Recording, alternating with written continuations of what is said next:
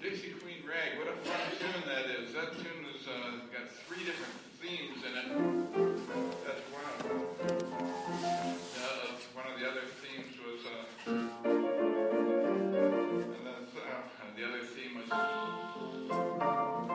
all 3 of those little melodies were folk songs that were bopping around in New Orleans 1900.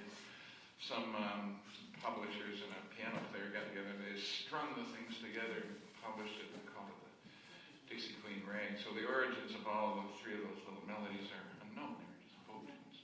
Ragtime's a neat style. I was trying to figure out some sort of a topic for today. I know it's called Ragtime on the River, but I thought maybe I should come up with something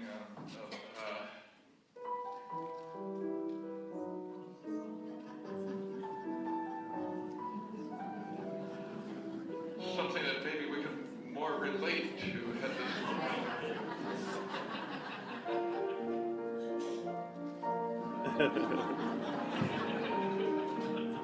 Is that it?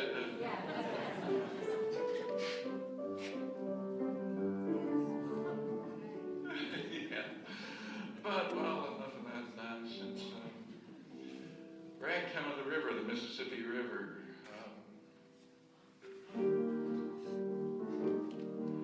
Speaking of folk songs,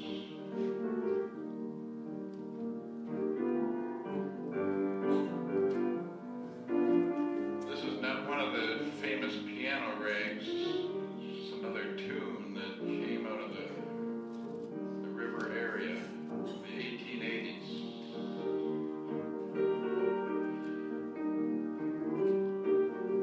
It's called the Stack-O-Lee Blues. It's got nothing to do with the riverboat, the Robert E. Lee.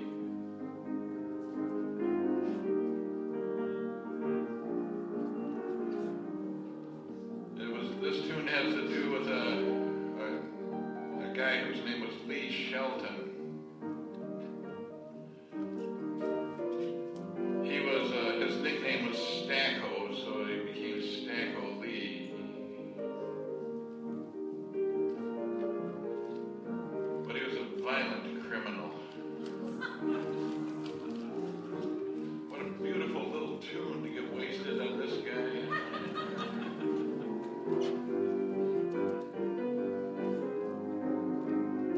Well, Stacko was known to be a riverboat gambler, which is being unfair to gamblers because he cheated.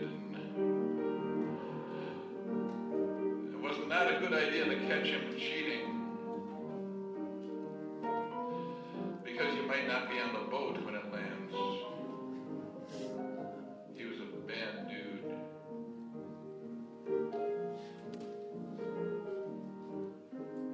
Oh yeah, he was a murderer. Did I mention that?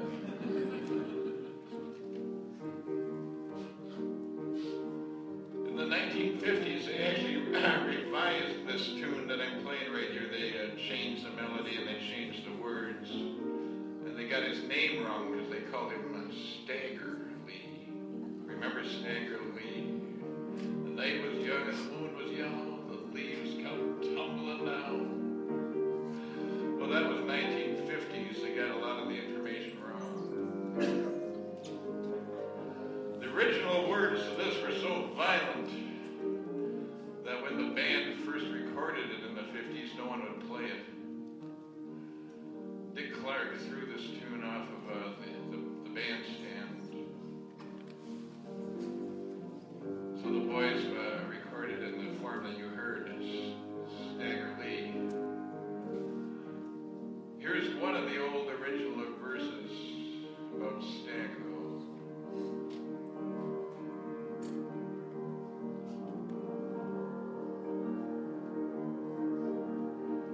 Hey, Stacko shot Billy. What do you think of that? He gunned him down in cold blood just for his Stetson hat. He's a bad man, that Stack-O-Lee.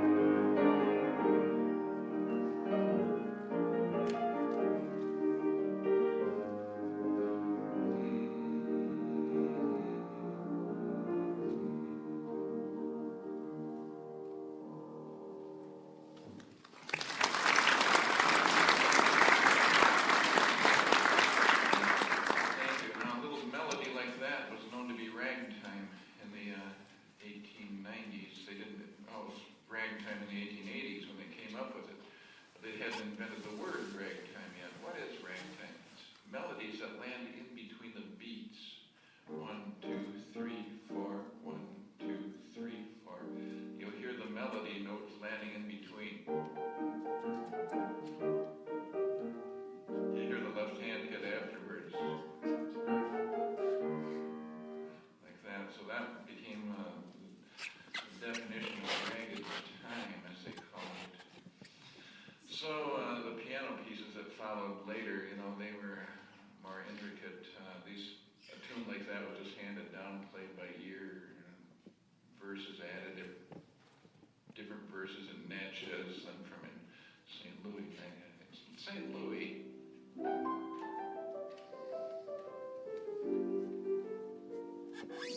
The St. Louis Rag. 1904, a piano player, a good one named Tom Turpin, wrote the St. Louis Rag and got it published, and it became very popular in the World's Fair in this right in town that same year. So Tom Turpin, before I play this thing for you, he owned a saloon in St. Louis called the Rosebud, and it was a ragtime center. Scott Joplin and other guys, they hung out in there. The saloon itself, the Rosebud, took up a whole city block. It had a pool hall attached to it, a bar, of course, where Turpin's piano, an upright piano, was raised up on blocks. He would stand up and play it. The guy was 6'6", and he had problems of when he'd sit down inside of a rough bar. Every now and then, some drunk would smash him over the head with a bottle, and the outcome of that was never pleasant. But Turpin eventually put his piano up so he could stand up, and that ended that problem. But he wrote, here's a St. Louis Rag that he wrote in 1904. If I leave the microphone on, does it distort it in the speakers? It's okay.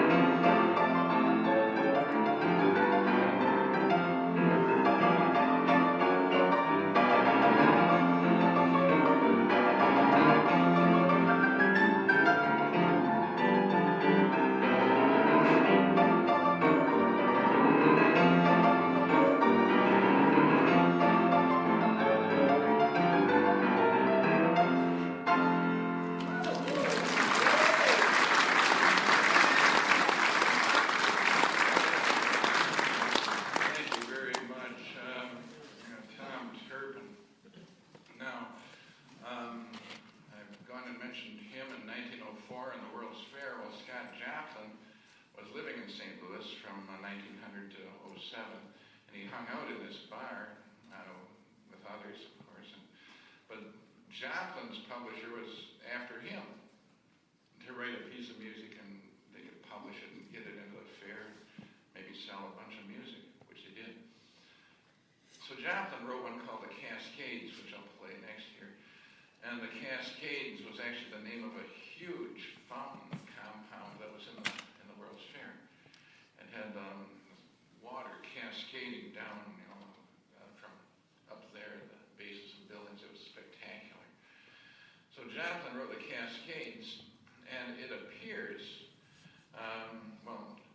in Joplin's tune, he's got one place where there's a wildest left hand part of anything he ever wrote. And it's similar to this thing that Turpin had in there, but it goes far beyond that. And so we're left wondering if Joplin decided he wasn't going to be out left-handed by this guy. Turpin couldn't read music, and he just played. Like most of the piano players of that era, they couldn't read a note. They were just phenomenal players. So Joplin writes his Cascades, and there's this one part in the middle that I'm sure you'll notice. I do, I know that. Here's the Cascades.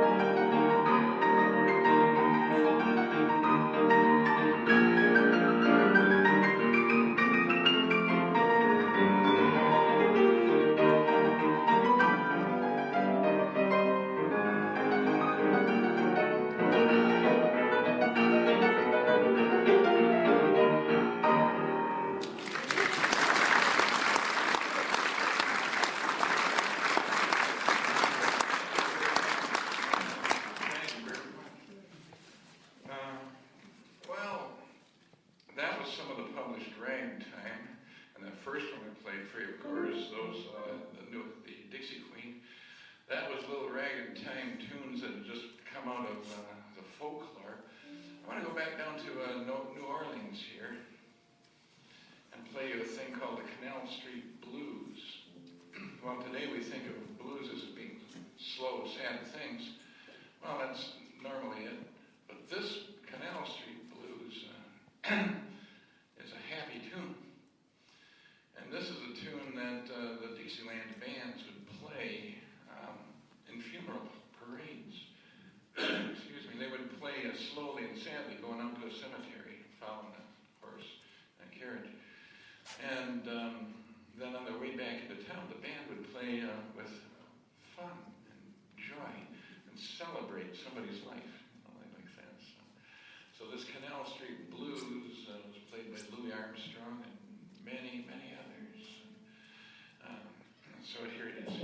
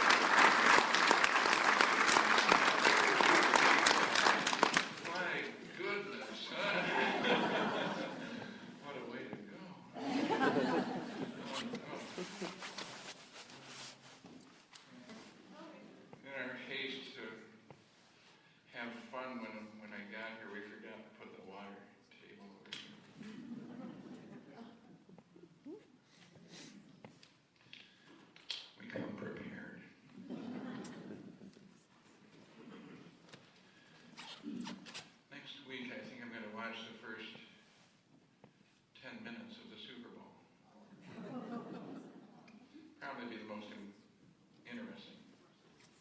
Do you know why that is? Renee Fleming is going to sing the national anthem. Finally, the singer.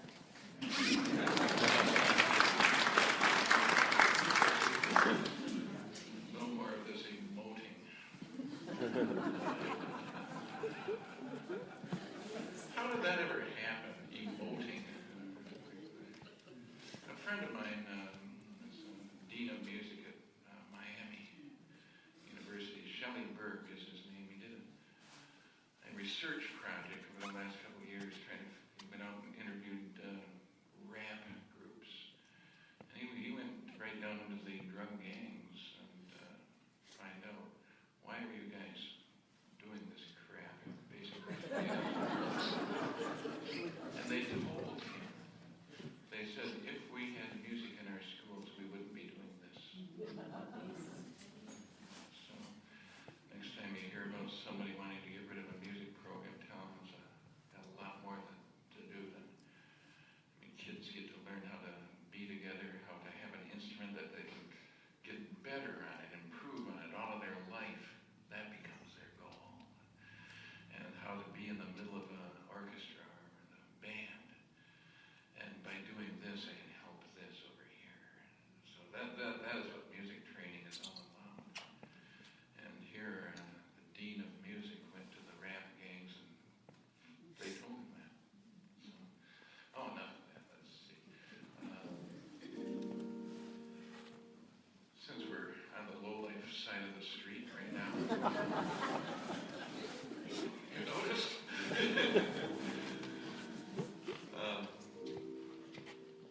I thought I would play you a tune that came out of St. Louis from the wrong side of the tracks.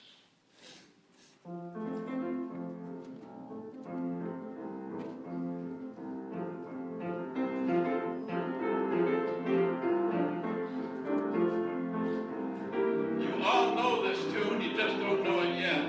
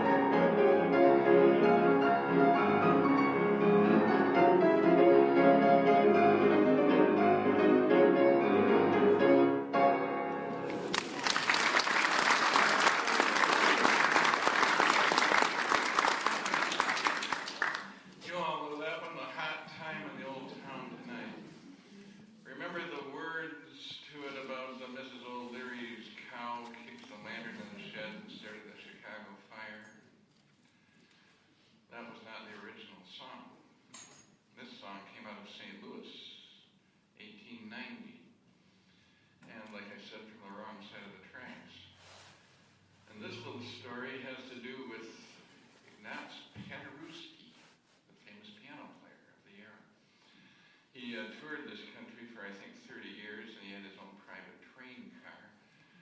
And Paderewski was fascinated by anybody who would play the piano without music. He couldn't understand that. And, of course, everything he played was phenomenal, but he had to have music to do it. So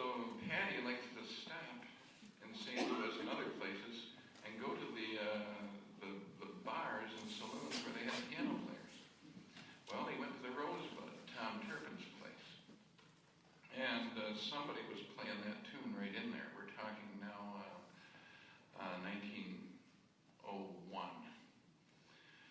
So someone was playing that, and Patty said, "Oh," he says, "I want to play these." He says, "How you do? How you do?"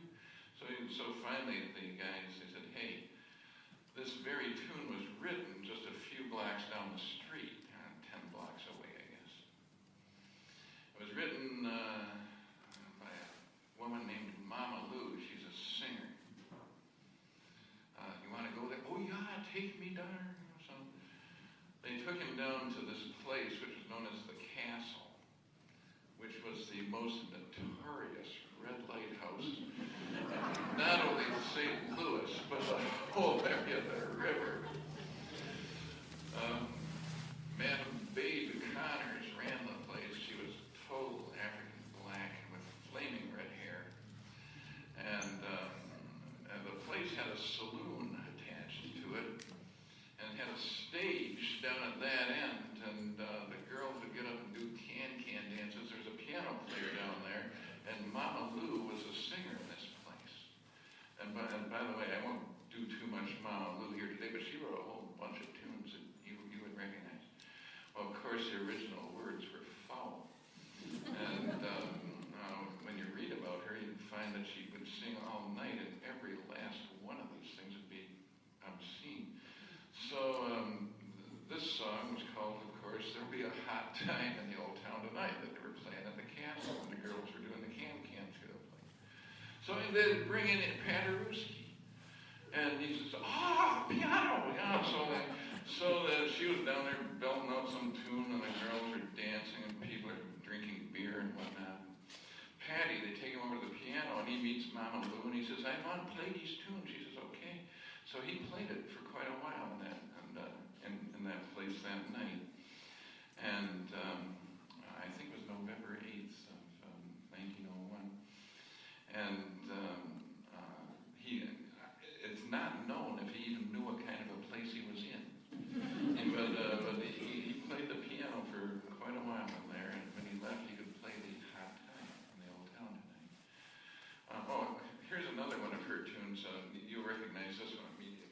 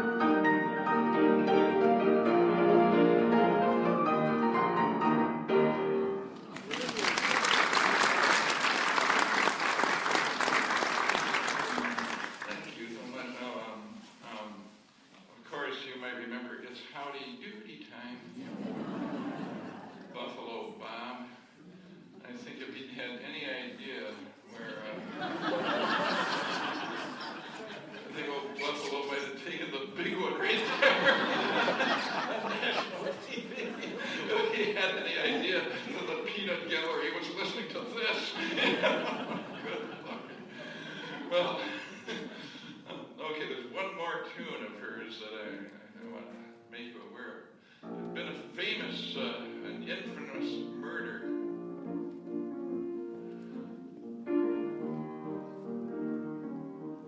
An infamous murder took place in St. Louis in the late 1890s.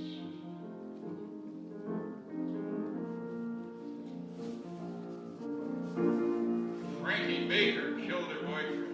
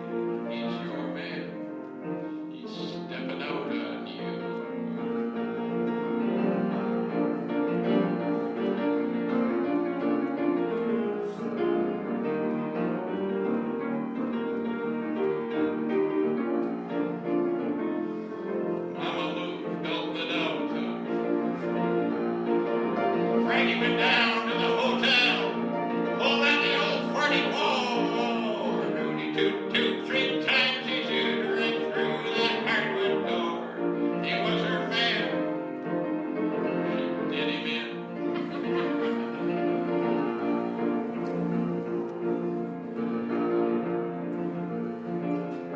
This tune picked up all kinds of verses all up and down the river.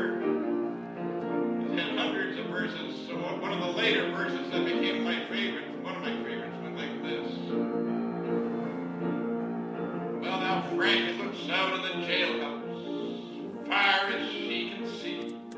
And there in the street was a big string bass playing nearer, my God, to thee. For Johnny's days, take him away.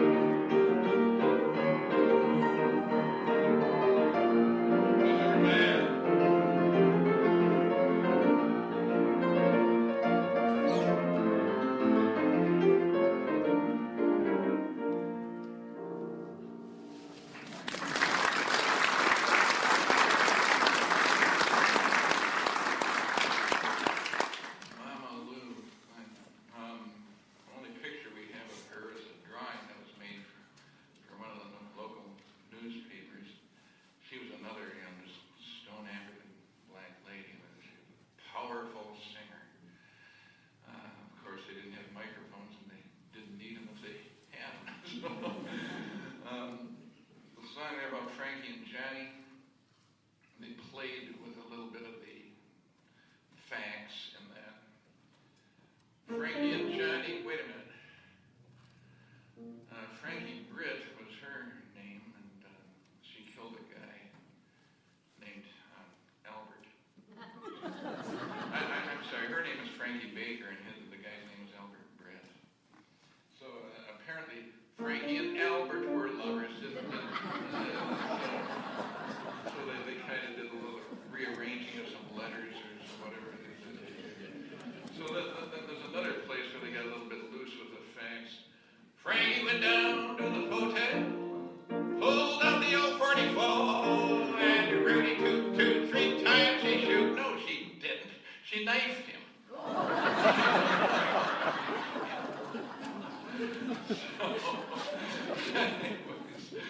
So that's what the Frankie and Johnny story, you know, and who other than to come up with a tune but Mama Lou. So here's 3 tunes that you all know. You know, here's 130 years later, 20 years later, that came out of the castle, this place that I briefly said was on the wrong side of the tracks. But frankly, when you get into it, you find that every place associated with ragtime was on the wrong side of the tracks. So what's new? Let's go to one of the Joplin tunes here. I'm going to play one that you've likely never heard. It's called the Ragtime Dance. This came out of the early 1900s. Joplin was he was a tremendous musician. Today he's remembered by the ragtime pieces. But back in 1901 he wrote a symphony when he lived in St. Louis. He also wrote a piano concerto. Both the scores to all of these are lost. They're gone, but we find mention of it in going through the old records. Plus the conductor of the St. Louis Symphony at the time talked about the things, and old interviews, things in the paper about those. Well, Joplin was, his publisher wanted him to write a ballet, not a full-length thing like the Nutcrackers. But Joplin wrote some music for a ballet, which they called the Ragtime Dance. Now, this has got ragtime in it, like I was showing you, but this has got just beautiful soaring melodies and the thing. So here's the Ragtime Dance.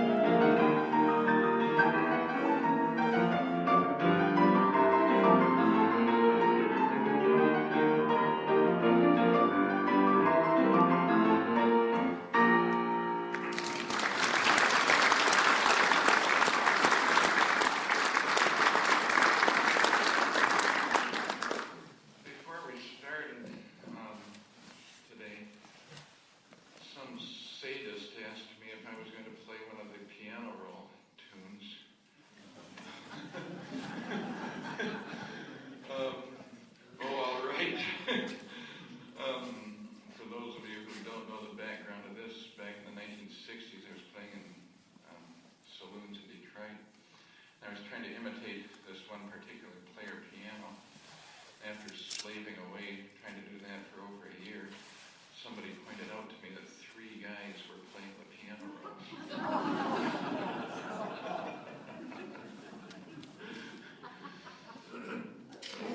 There's a million ways to spell duh. That's one of them. So here's one of the tunes that I learned from that thing was a 1920s number called Do You Ever Think of Me? This thing was just all over the place on the player piano. And it's also got these bizarre words. Whoever wrote the words to this thing must have walked into the bridge or something like that. It's just so, well, I don't know what the right word is. When you have another's arms around you, do you ever think of me?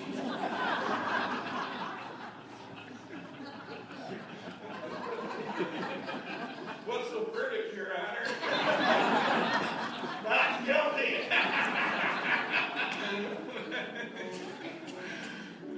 Our good friend, the Honorable Judge William Crane, sitting over here from my side. So at any rate, all right, enough of that nonsense. Here's the tune.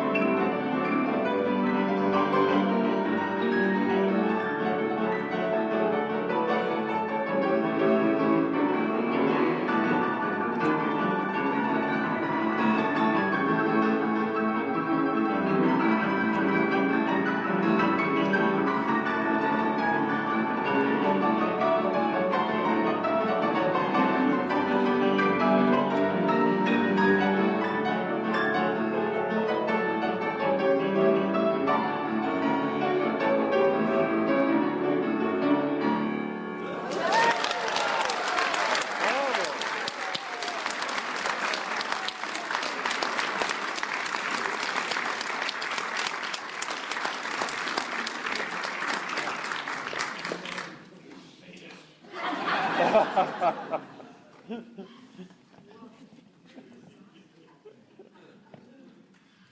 tune was often played on the country music stations, which back in those years were known as hillbilly stations.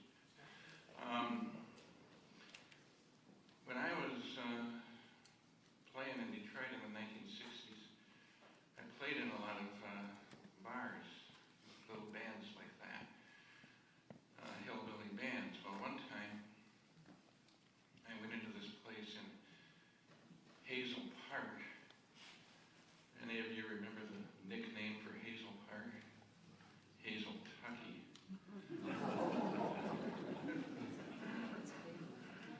So I was playing with this little band in there this one night. I went in, the band was setting up, I was sitting there. I was an outsider to them. They tolerated me. And but they were very, very nice people that I encountered. And so the band was setting up, and I said something about playing country western. This guy looks at me and says, "Hey, kid," he says, "we're not country western in here, we're hillbillies. Don't forget it."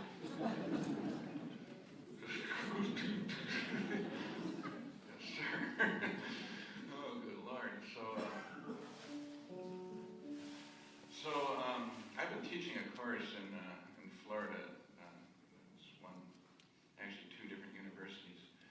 And so I've got this fresh in my mind. It's something I showed, it's an adult education course in both places.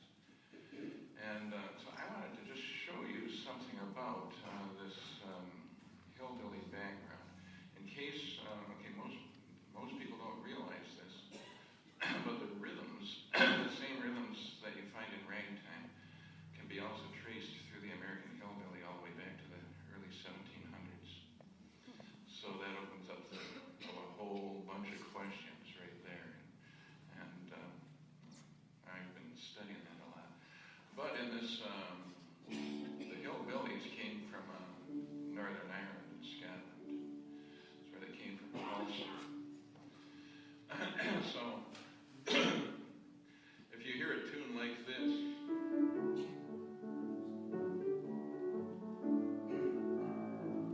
this tune came out of North Carolina in the 30s. I know a lot of you know it. Have I told you lately that I love you? Well, I'm playing it, of course, but I'm not. I'm playing it wrong, actually. What am I doing wrong? Well, the Billies, when they play these guitars, well, they got 6 strings on it. So do they play that melody on the highest string? Does that sound like it's in the highest string? No, it's in the middle of the guitar. What do they do with all those upper strings when they're playing the middle of the guitar? Do they just leave them alone? No. They'll take a note, a harmonic note, and play it up above the melody. And now you'll recognize it as sounding more country, I think.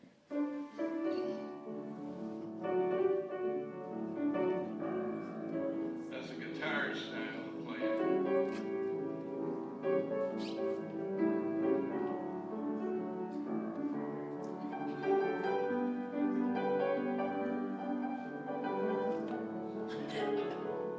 Sometimes they'll take that upper note and they'll just kind of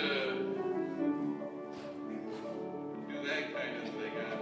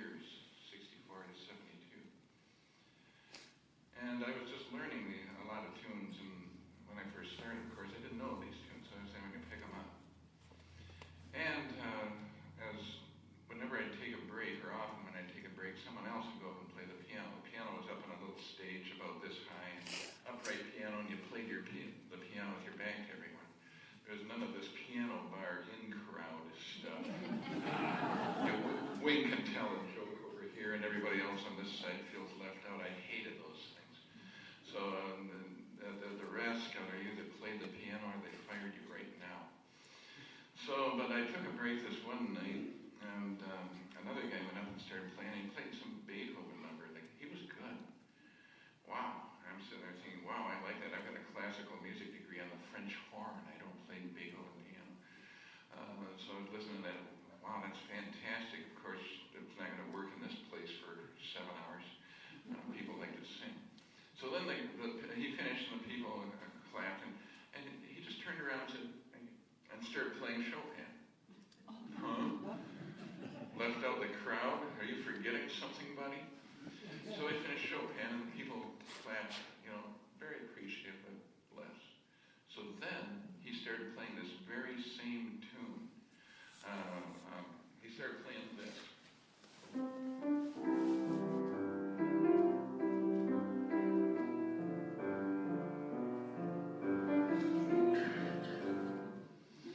And I was sitting at a table next to some people who I'd never met before, and they were just sitting there.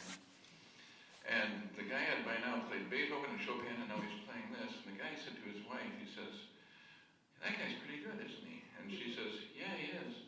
But it sounds like he doesn't know anything about music."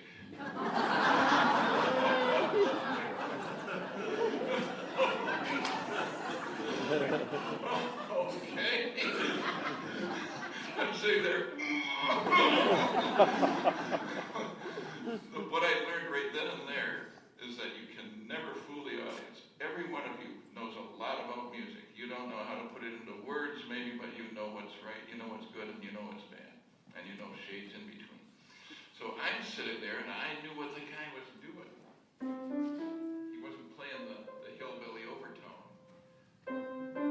There it would have been with the overtone, but he was playing this very simple left hand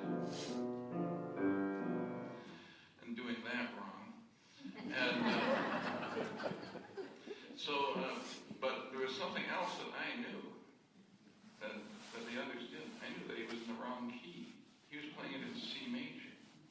C major, the guitar, D, A, E major, B, F sharp.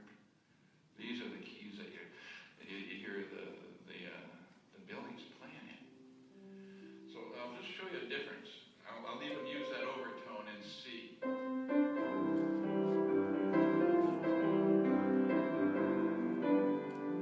Now play the same thing in the key of the guitar.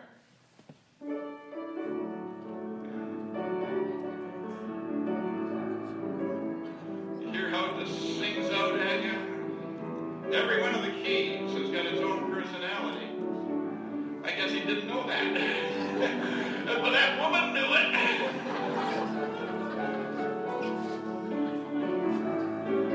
I'm telling you now.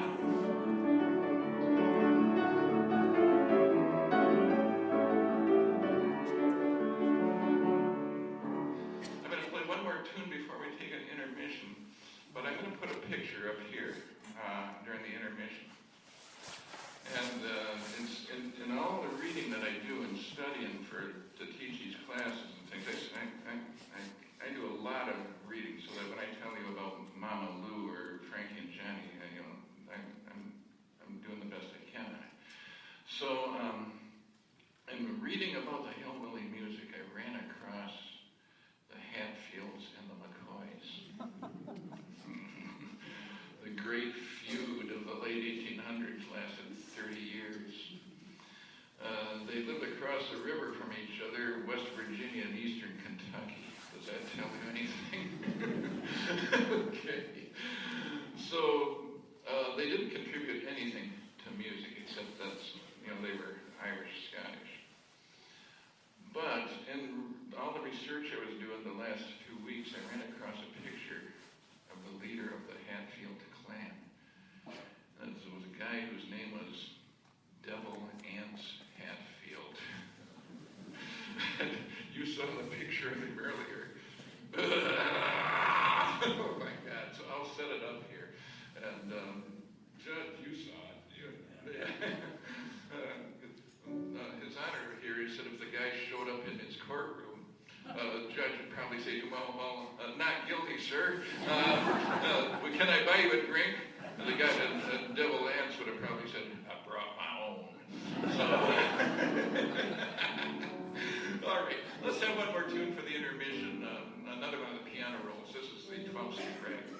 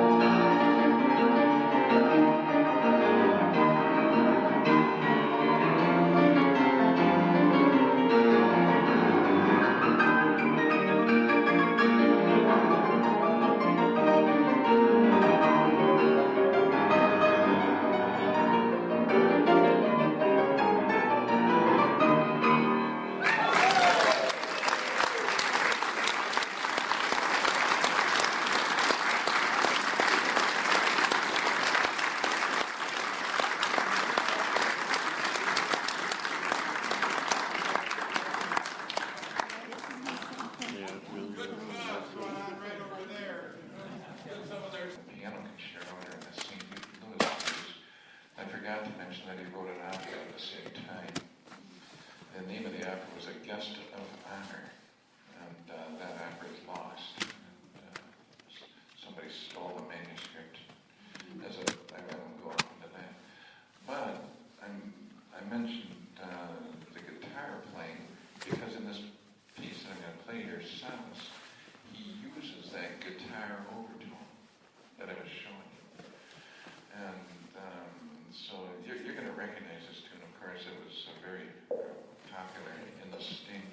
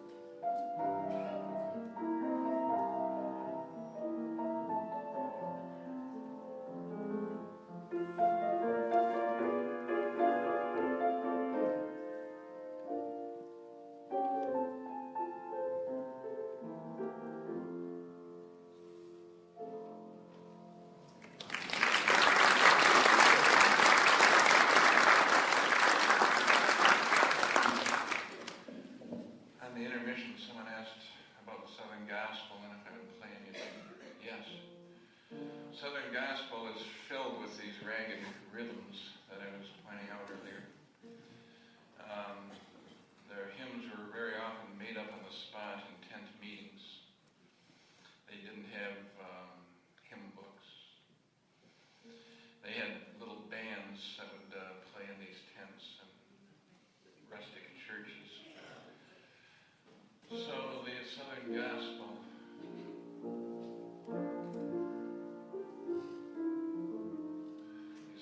melodies that come out of it.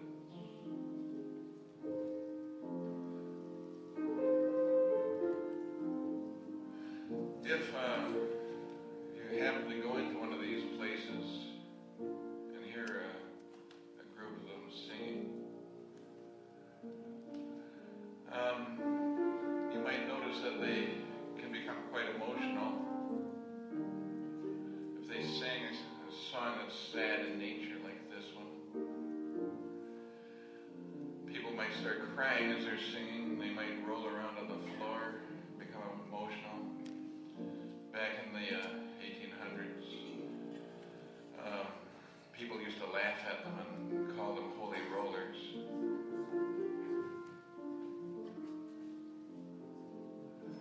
If they would sing a song of rejoicing, boy, did they ever rejoice. They'd sway, they'd clap their hands and shout.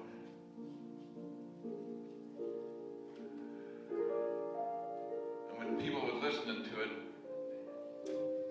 they would have a tendency to say, boy, do they ever rock. And they do. But I learned something about that, maybe 10 years ago or so. I was attending a wake in the South. There's a wake I didn't really want to be at. My cousin was killed, and she'd been walking on ice in Virginia, and they're not used to it. She fell through it. But the entire surrounding area that she lived in was all descendants of the slavery era people. And my cousin Susan, her and her husband, she had actually bought the old black schoolhouse, and then they had it on their farm, and they restored the thing, and we had gone to it before, and many of the people who had gone to that school in the 30s, 40s, and 50s came back.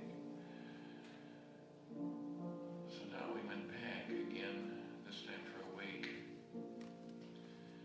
And all the church people from miles, 50 miles, whatever, were there. The minister organized a little sing. He says, y'all hear you from that church over there? You come on up. And he put together a group of them. There was no music. Then they asked me if I wanted to play the piano with them. Okay. So I'm going to play you a little medley of tunes in the style that they did. And yeah, they rocked right at the end. I never heard anything like it. And I learned what they were doing. They were creating a triumphal march into heaven.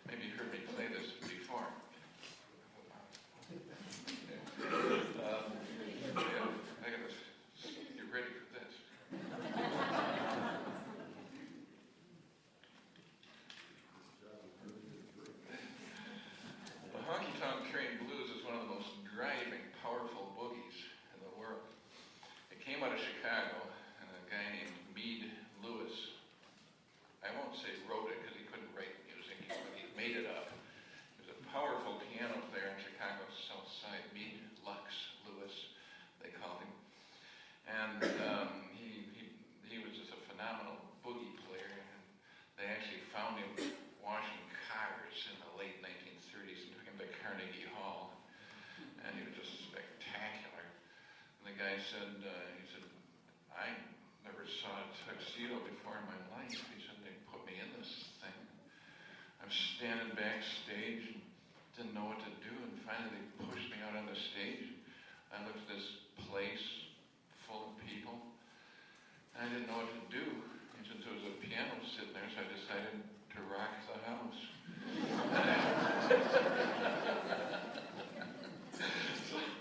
So me and Lewis made up this amazing driving boogie. Well, here's an interesting little story about it. Clint Eastwood recorded this thing. And he is a very good piano player. And in one of his early movies from the 1960s, he made a movie, it was called The Honky Tonk Man. And you see that, and he goes around cowtowns playing saloon piano, and he's playing the piano throughout the movie. And he plays the honky tonk train in it. Well, I knew just from being in the piano circles that the guy was a piano player. But everybody would look at the movie and say, well, he's faking it. And I kept saying, no, he's not. Well, look, his fingers don't really match up with the keys. I said, well, I don't care, because he's hitting the right keys. He was imitating his own recording of the thing. So this has been going on forever. Well, last summer I was at a resort out in California. I go out there for 3 weeks every July. And Clint shows up at it. So he was there. So I got to talk to him for a little while. And we're talking about, and I said to him, I said, I think that you played in the honky tonk train. He says, yeah, I did. And he was really happy because finally someone's not accusing him of cheating. So we're sitting, and by the way, he was very friendly and warm, and he's not trying to pull away from you and all of this. He's just a very pleasant person. So we're talking about pianos, and finally I told him, I said, Clint, I said, I have to admit something to you. I said, I left you one of my cards at a lodge down in Big Sur that he knew where it was. The rustic thing that's got an old piano in it. He says, yeah. He says, he would go down there and play that piano. I said, I know. I said, I left one of my cards there. He says, he didn't remember getting it. I said, well, no, you didn't. Because I went out and got in the car with Linda back there. Then I chickened out, went inside and took it away. So he says, why did you do that? So I said, well, I'd written a little poem on the back of it, and I thought, I didn't want to be rude or anything. He says, well, what was the poem? So I said, I knew you were a piano player. So I wrote on it, hey Clint, new piano in town, says you can't play. Come on down, make my day.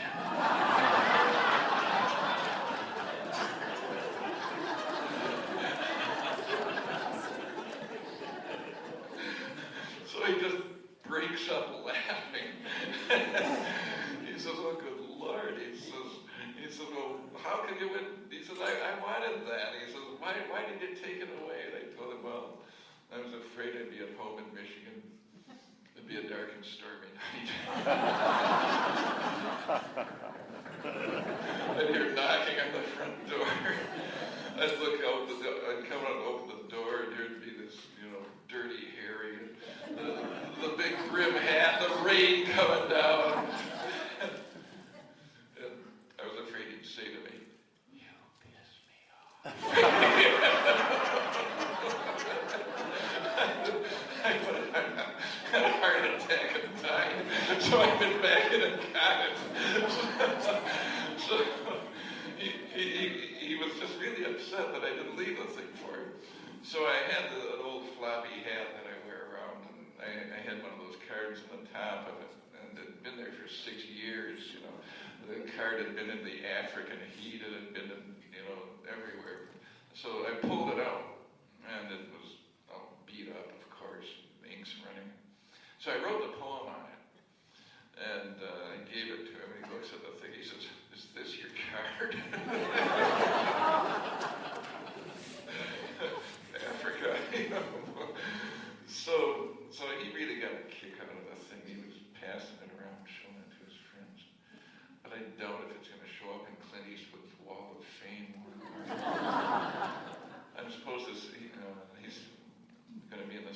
place this next summer. So I only saw him there the last 2 days. Maybe this year we'll get to play some pianos, I hope. Well, at any rate, enough of that. Here's the Honky Tonk Train Blues. Keep in mind that Clint recorded this. His version in the movie is a little shorter than mine because of the timing that they have to do for movies and so forth. Here it is.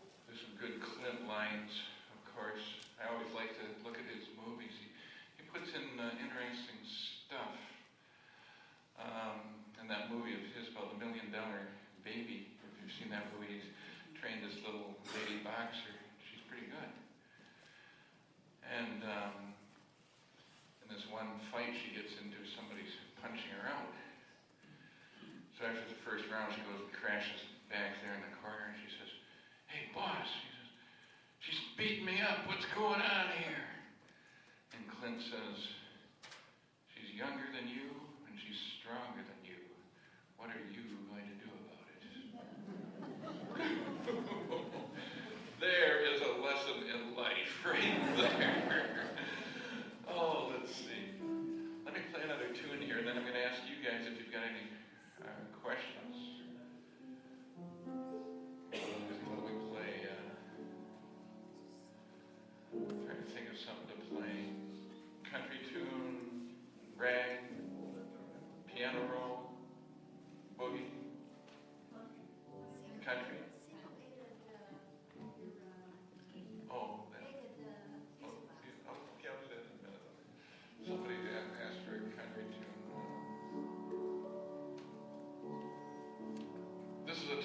came out of Roanoke, Virginia, the early 1900s. It's a wreck of the old 97.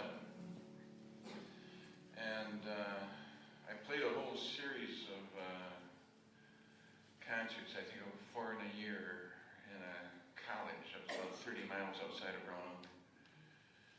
And Professor Jody Brown was bringing me down there. And she took me and Linda out to this cafe in the hills. I guess that's the best way to describe it. It was one of the originals. It had an old piano in it, so I was playing the thing. I played this tune right here, The Wreck of the Old 97. And everyone in the place, because it's a song about a train crash. It's a long, long road from Roanoke, Virginia, you know, and goes, and then the train crashes, and people get killed. So I was playing this tune in that place down in Virginia, and holy smokes, everyone just became very reverent. We got a feeling that was descendants that were sitting in there with us. Gave me another little outlook that I hadn't previously been aware of. Here's the wreck of the old 97.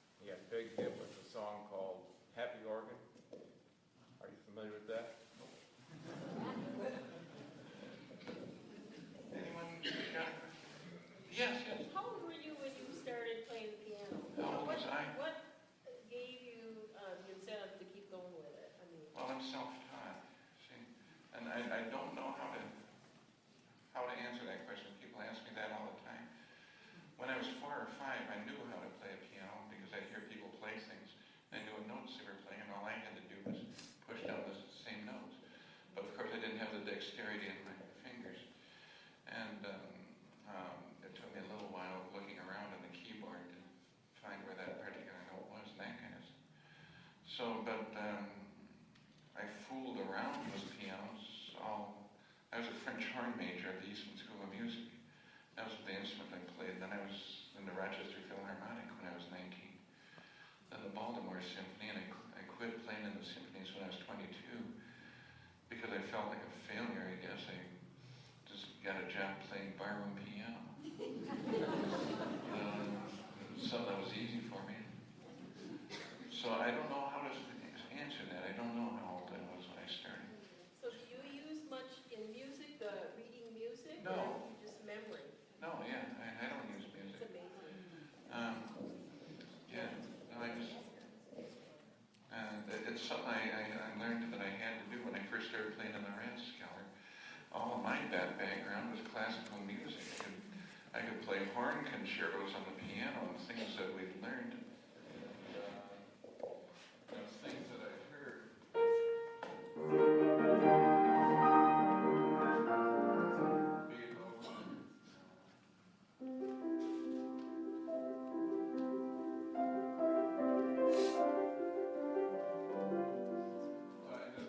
Things that I heard, but all of these tunes that people were singing, cruising down the river, I never heard it. So I was having to pick all of these at 5'2". So I was just learning them as fast as I could. And in the professional playing environment that I was in, if somebody else could come in and play better than you didn't have a job. So I had to keep up as I could, with everyone. So that's when I was trying to imitate that player piano. And from the duh files. I don't know. Anybody else? Was it last year or 2 years ago that you just had your hands operated on? Oh, was it last year or 2 years? It was 2 years ago. Was it 2 years ago? Yeah, I had carpal tunnel surgery in both hands 2 years ago. Not from playing pianos. Pianos is good for you. But from clutching steering wheels. And I've driven about 1 million miles since the early 90s. And Don't have any trouble with them? no, I don't have any trouble at all. Back in years when we first started coming here, you and I tried to figure out a way that, because you were a professional pool shark at that time, we just tried to figure out a way to combine the two. Have you ever done that? He's referring to, I was a professional pool player for many years. I still play pool and practice at home, but I don't, it takes 3 hours of practice a day to play on that high level. I put on an exhibition at your place, Bill, yeah. I do put on pool exhibitions a couple times a year, different parts of the country. But the way I do it is, see what you were asking, when I started playing the piano, I was playing professional pool before I was really playing piano anywhere. And so when I first started playing pianos, my hands would hurt and my arms would hurt. I'd say, why is this? Well, I remembered that the great pool players who were my teachers, they showed me how to make pool look easy. And you saw that. And so I'll put all the balls on the table, I'll tap a ball, and I'll go rolling up the hall. And I'll mention that, I'm not as strong as these young kids. I can't get the ball to hit the back of the pocket. And then after I've made about 7, 8, 9 of them, I point out I'm not even strong enough to get the cue ball to ever go and hit the rail. And people, what it looks so easy, a good pool player. And what they've done is they've eliminated all motion that isn't needed. It's called minimum motion. So now that my arms were hurting on the piano, I decided maybe I ought to learn from my pool teachers and to try and make the piano look easy. So I would learn how to play a piece of music without ever moving my hands.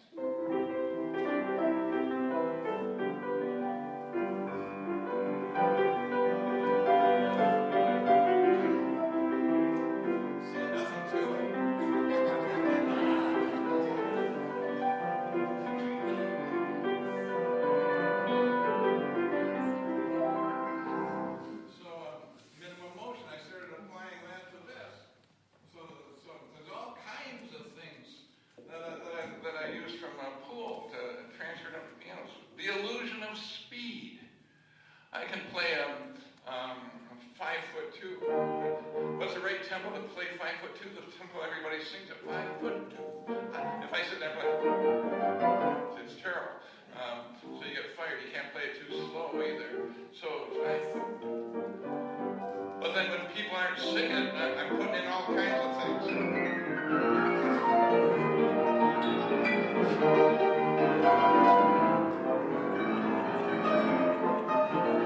Somebody yells, slow it down. I didn't play it any faster. I just put more stuff into it, and it created an illusion of speed. And I learned that from the game of pool, too, because I could run around the pool table making balls. But the way to play pool is move your wrist as slow as you can. And I use a stroke about that long. And you move your wrist as slow as you possibly can. So I'm running around a pool table, moving my wrist as slow as I can, and people say, Bob, how can you play so fast? I'm not! I am concentrating on moving slow.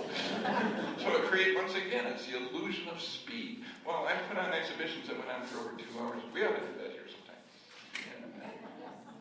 Somebody else had a question? You.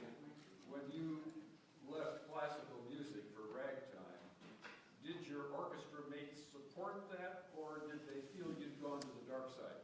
When I left the orchestras for ragtime, did the people in the orchestras support that, or did they feel they gone to the dark side? Well, actually, I don't know and I don't care because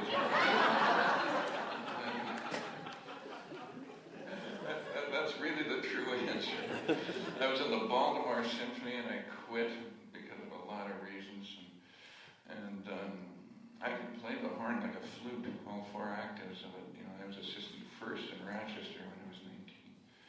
But I became very disillusioned and I just quit and walked out of the place and never went back.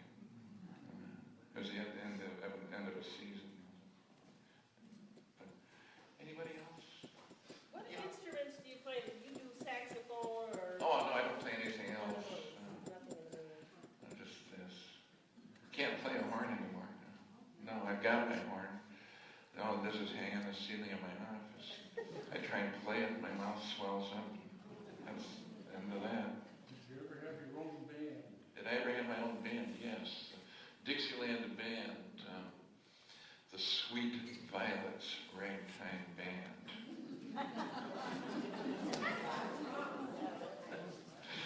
There was nothing sweet about them. We didn't wear anything violet. Yeah, we played ragtime and we were a band, so I guess we couldn't get away with that name. Anybody else before we get done? How many hours a day do you play? I never practiced, not once. Never had. No, I can't stand to play a piano unless someone's here like you. Apparently. And some of us know the story about your Petrov piano. Can you tell those who don't know about your Petrov? I'm not a piano salesman, but Petrov Company out of Czechoslovakia makes one of the best pianos in the world. I think it is the best. So I got one some years ago, the concert grant. And there's a lot of stories about it. I don't know which one you're thinking of, but I get a lot of calls and I go and play in some high-end place. I don't like to be name dropping, but I got this call to play at Bill Gates' private club.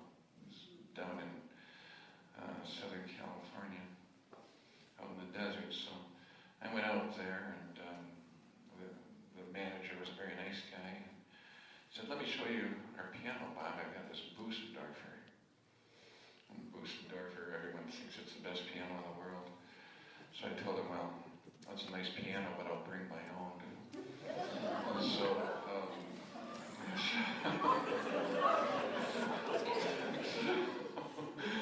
so it wasn't exactly my piano, but what happened was the Petrov Company, they'd send pianos out, an exact piano like mine. So they picked off the Bösendorfer and put it in some room out in the back. And then the manager's standing there, and in comes the piano tuner, and he tunes it. And this piano tuner from Petrov knows exactly how my piano's tuned at home. So then he leaves. So a little while later, in comes another guy with a satchel full of stuff. Manager says, "Who's this?" "Oh, he's a piano regulator. When you push down a key, it can either be hard to push down or medium or light or any ranges in between. He knows exactly what every key in my piano is, and he will regulate this piano to mine. And also the hammers. That's kind of a great piano.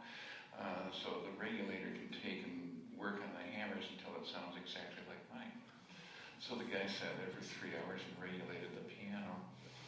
And then the manager, when that guy leaves, the manager says, "Is this thing really that much better than a Bustendorfer?" And I said, "No, let me play this one." So I played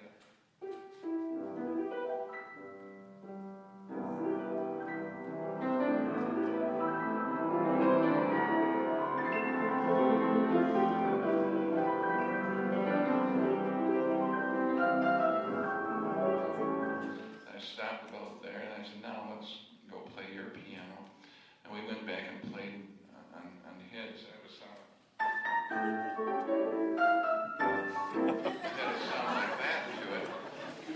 And the guy was standing there looking at it, and he says, "My God," he says, "I'm the manager of this place, and for Gates and all the rest of them," he says, I tried to get the best piano in the world, and he says, "I don't know anything about pianos, but people told me to get this one."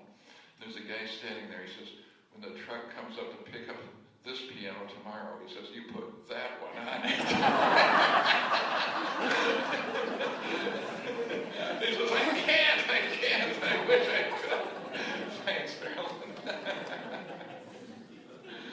Yes. Change the tempo here. Bob, have you had any updates on the neurological studies that you were involved in, and could you comment briefly on it? This is another one. My wife, Linda, writes these pamphlets that you have, and I never know what she puts in them until I start hearing questions like that. They've been studying me to find out how I could remember music. I don't know myself. It's just something that's easy for me. That's all I can say. When I said I never practiced a day in my life, it's because I just listened to the pieces in my head, 2 or 3 of them at the same time, and figure them out. That's what that. You just use an A flat chord in that part there, and yeah, the rest of it's easy. And so I've done that. So they've been studying me on that. They've done a radio program. It's on NPR about it. CBS thing now. That's part of what they're doing.